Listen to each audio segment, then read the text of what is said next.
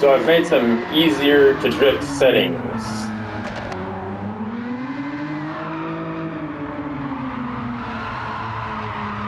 Still a little bit sloppy. The car is very wobbly because I took out all the anti-roll bar front and rear, so anti-roll bar setting is at 1 and 1 front and rear.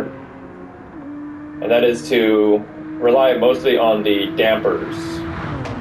And the dampers are a ratio of the natural frequency and the speed of the shock travel, I guess. And so the higher the natural frequency, the higher the damping, even though the ratio stays the same. So the springs are very stiff, the dampers are set to maximum, and a lot of the drifting problems would be remedied by having damping ratios greater than 50%.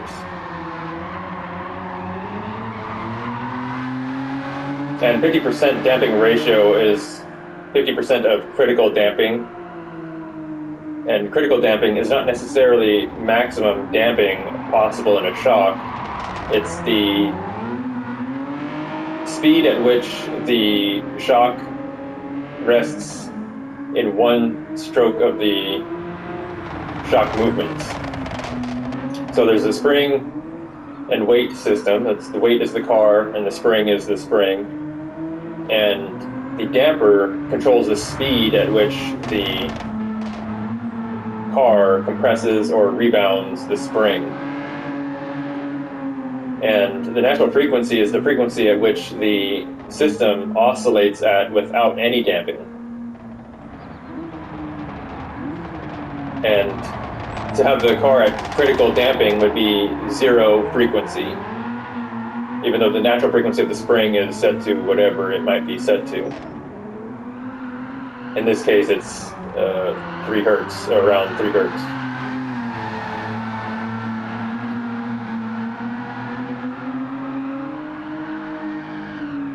So personally, I'd like a damping ratio closer to 100%. It would solve a lot of the weight shift problems.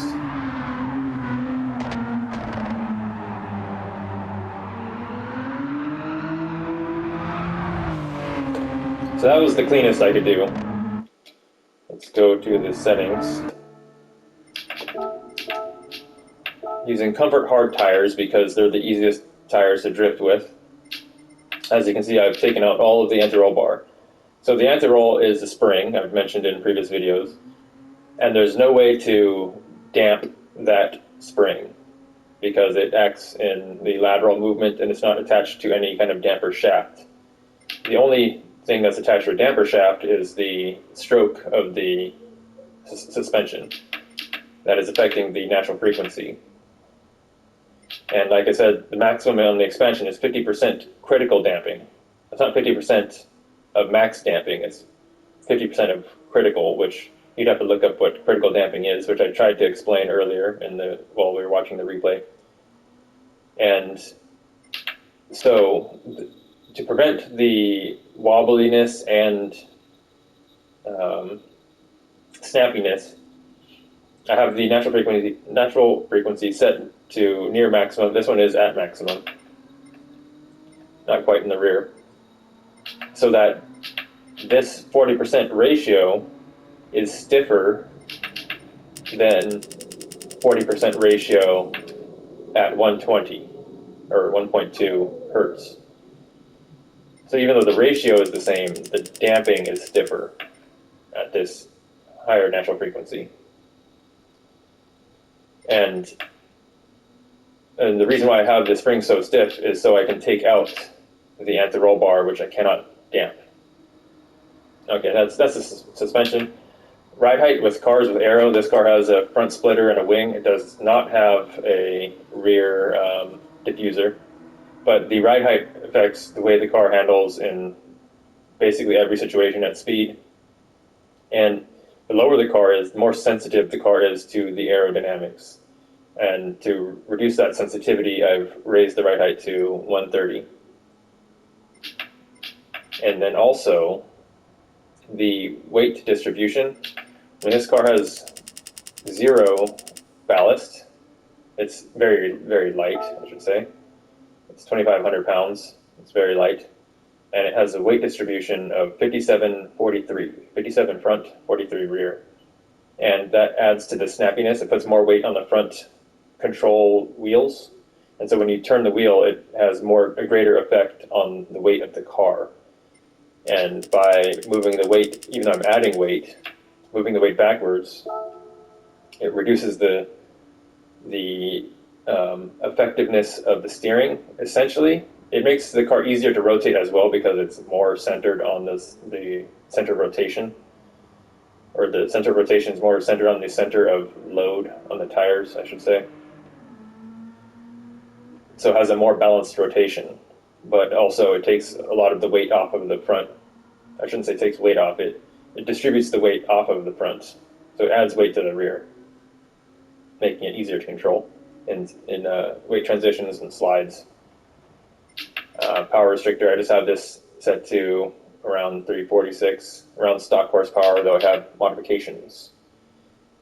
So to get that weight distribution and the weight total, the curb weight, not curb weight, whatever it's called, I've done up to stage 3, which is the maximum I can get on this car, even with the roulette, and then added 200 kilograms of ballast.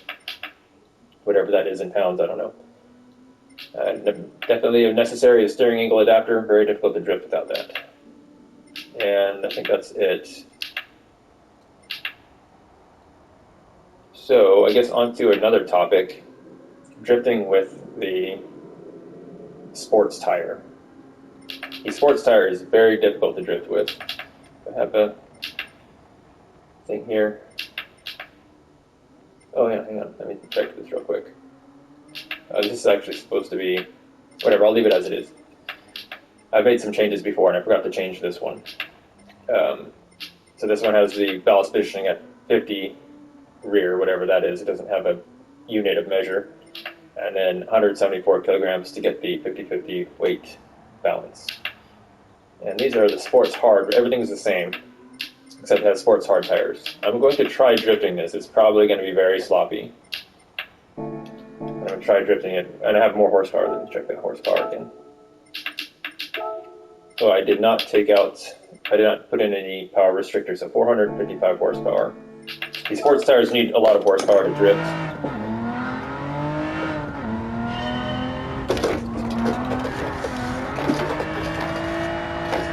I'm not going to bother trying to hold the Sanpatsu here.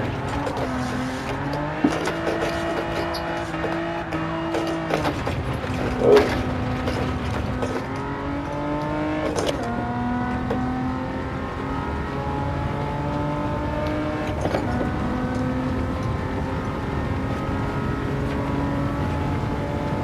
Much later braking zone.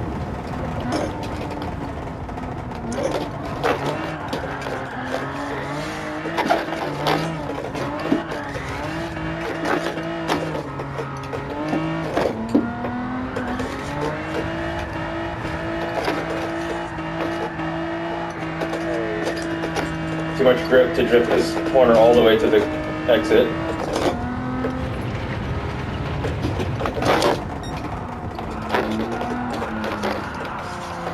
So,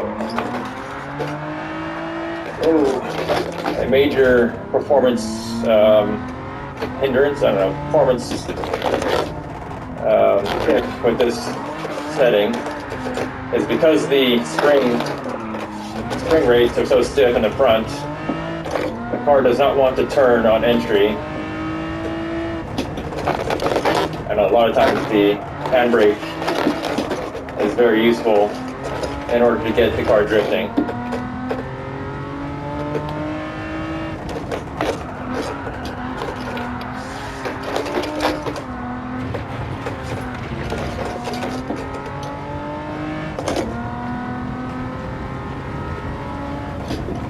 So I think I need to use the handbrake here. I can't even flick it at that speed. There's just too much grip.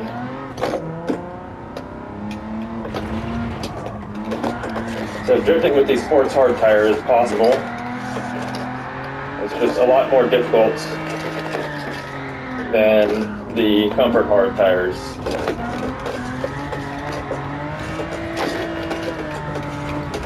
And you need a lot more horsepower. I don't think this is enough horsepower.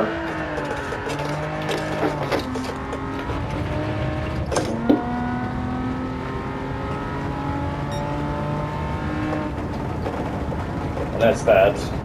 I'm gonna go back to the, what do you call it? Comfort hard. So I'm gonna try a different car. So change car. I'm gonna use the GR86. The sports hard setting. Comfort hard.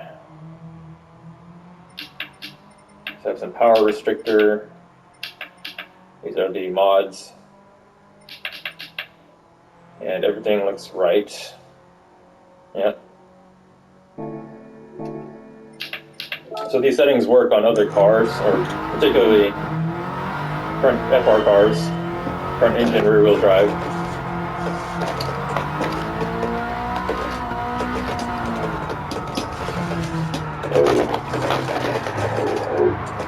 Yeah, the sound posse didn't work out there.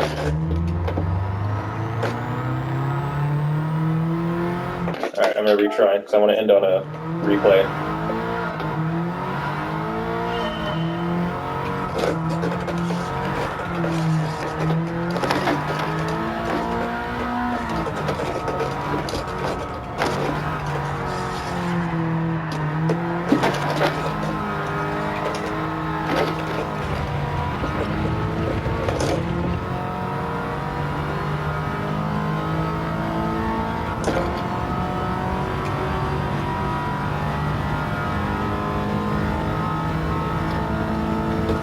Gotta brake early.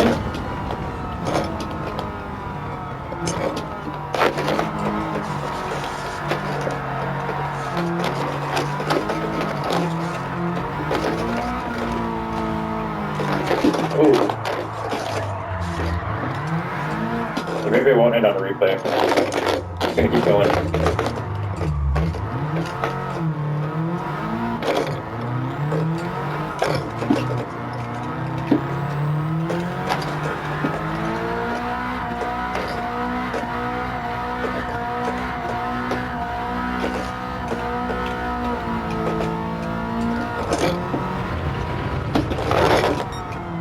Remember, this is actually a very slow turn with these tires.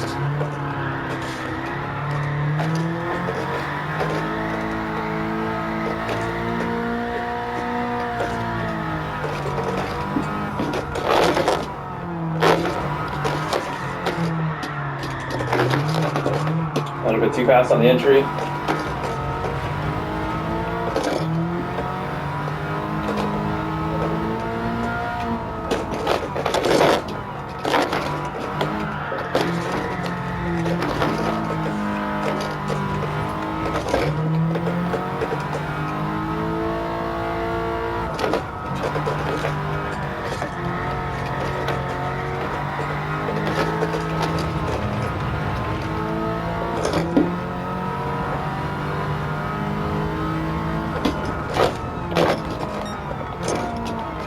Scandinavian flick it here. Kind of. Clutch kick. Not the usual kind of clutch kick, but the recovery kind. Kind of snapped it into the turn a little bit too aggressively.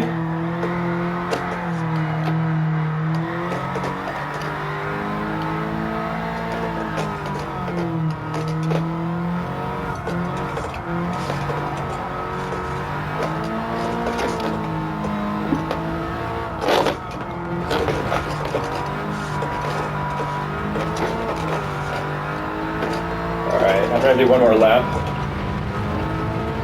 I might not yield any better results, but I'm going to find out.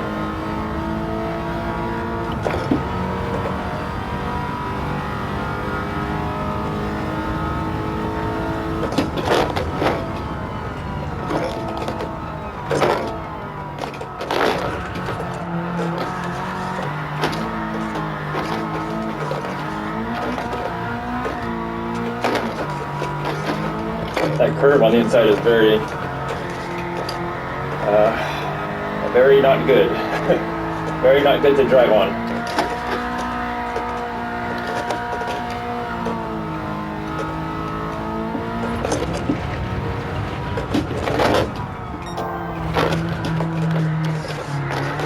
A little bit too fast.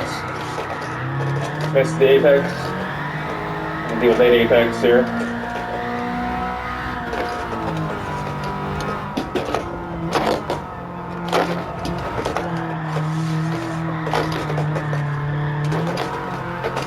Much better apex on that corner.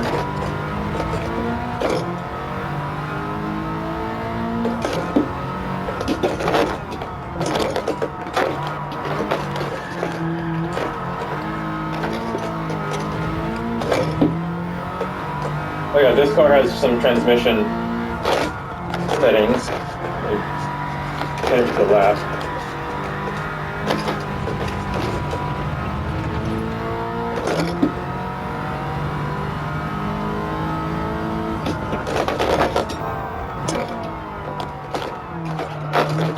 Handbrake. Yep. Very weak.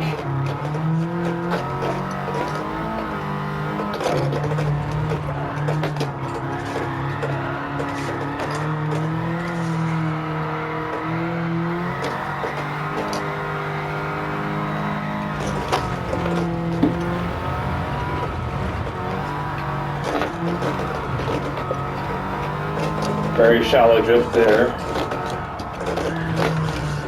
Right in the grass.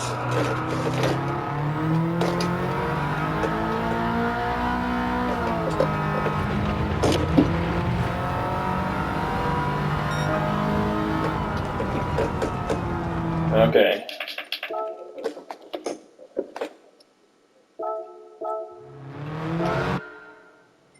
So back to the settings. With this specific car, the other car, the Genesis, I didn't have what's it called, a customizable manual transmission. This one I do, and this is the gearing, which I don't think is it modified? It might be. Doesn't look like my usual numbers. Anyway, I think I will end on the replay. I'll just skip the first lap. It was not too bad, the second lap.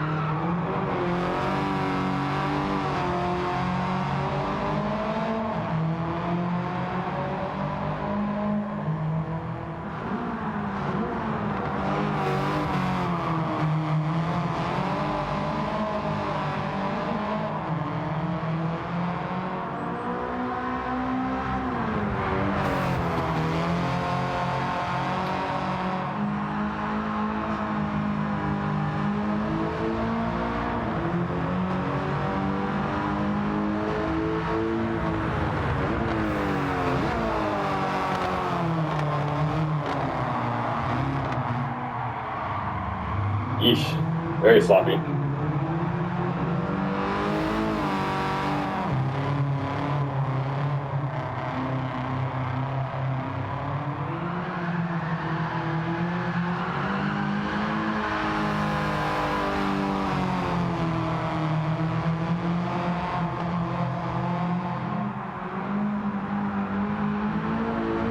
Definitely a sloppy last corner.